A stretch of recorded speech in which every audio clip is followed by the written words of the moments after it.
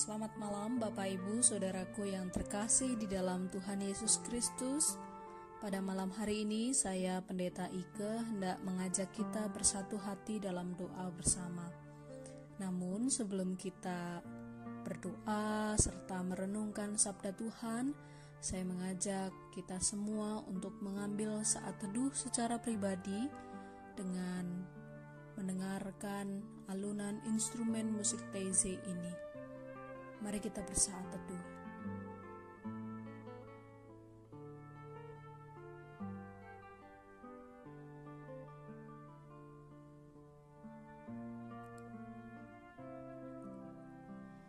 Saudaraku semua, bacaan Alkitab pada malam hari ini yang mendasari perenungan kita dalam kita berdoa bersama dari Pengkhotbah pasal 9 ayat 10. Pengkhotbah pasal 9 ayat 10. Saya akan bacakan untuk kita semua.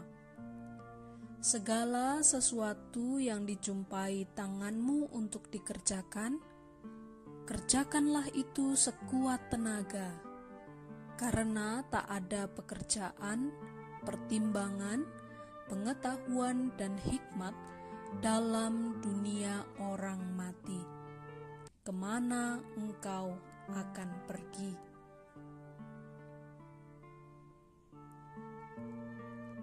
Saudaraku yang terkasih, beberapa ciri dari makhluk hidup diantaranya adalah bergerak, bertumbuh, berbuah, atau berkembang biak.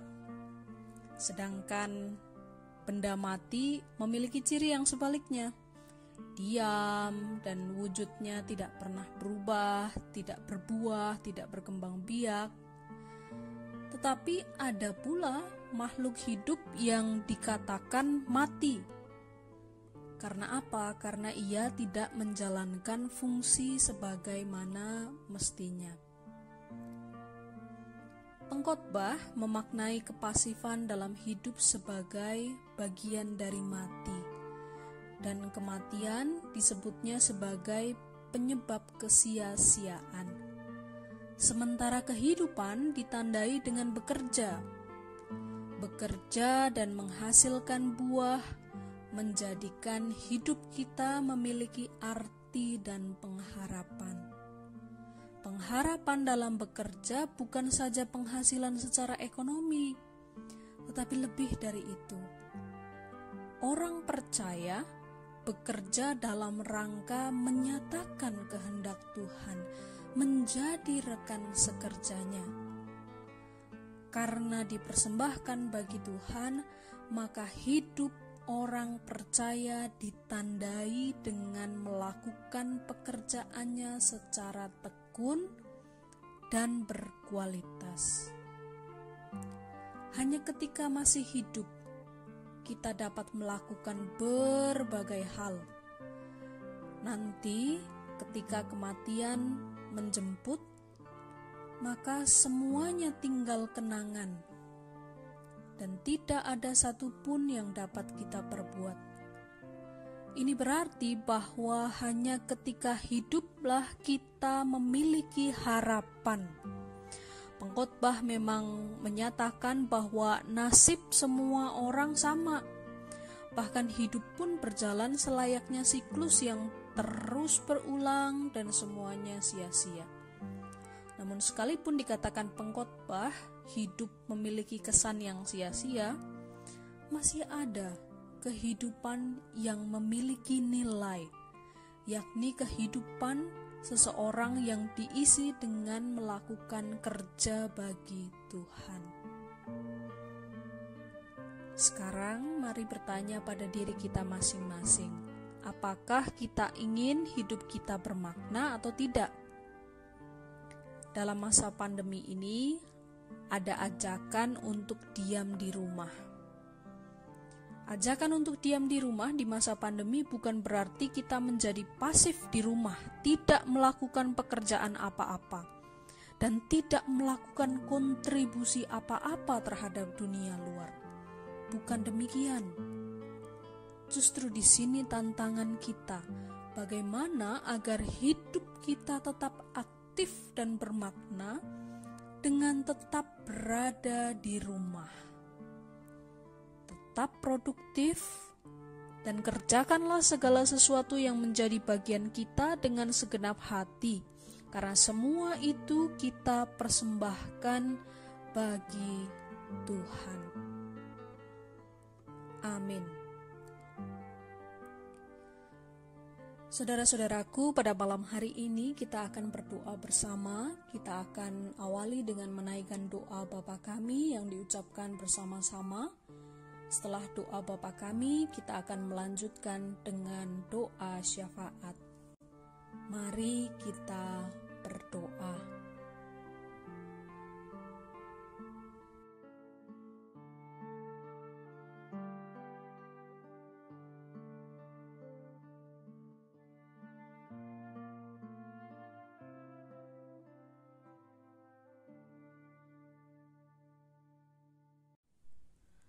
Bapa kami yang ada di sorga, dikuduskanlah namamu, datanglah kerajaanmu, jadilah kehendakmu di bumi seperti di sorga.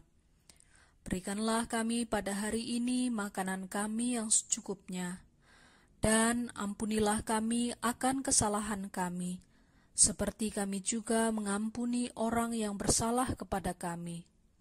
Dan janganlah membawa kami ke dalam pencobaan, tetapi lepaskanlah kami daripada yang jahat, karena Engkaulah yang mempunyai kerajaan dan kuasa dan kemuliaan sampai selama-lamanya. Amin.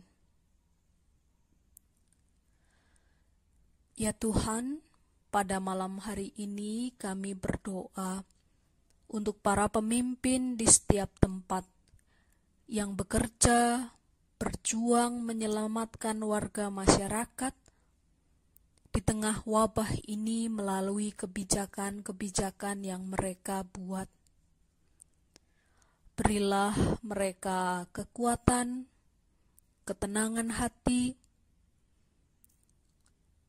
dan juga kesehatan agar mereka boleh mengambil kebijakan-kebijakan yang tepat. Kami juga berdoa untuk setiap orang yang harus bekerja di tempat pelayanan publik di tengah pandemi COVID-19 ini. Berikanlah mereka kesehatan, kekuatan, dan keselamatan. Kami juga berdoa bagi gereja-gereja Tuhan yang tetap bergerak menunjukkan kehidupan dan menyatakan berkat Tuhan di tengah pandemi COVID-19 ini. Pekerjaan-pekerjaan yang kami lakukan, kami persembahkan hanya kepada Tuhan. Dalam pengasihan-Mu kami mohon. Tuhan, dengar dan kabulkanlah doa kami. Ya Tuhan yang Maha Penyayang, malam ini kami mendoakan saudara-saudara kami yang positif virus COVID-19. Tuhan kuatkan mereka dalam menjalani masa karantina dan pengobatan. Kami mohon tenangkan batin mereka, berikan pikiran yang positif agar proses penyembuhan boleh berjalan lebih lancar. Sebab hati yang gembira adalah obat.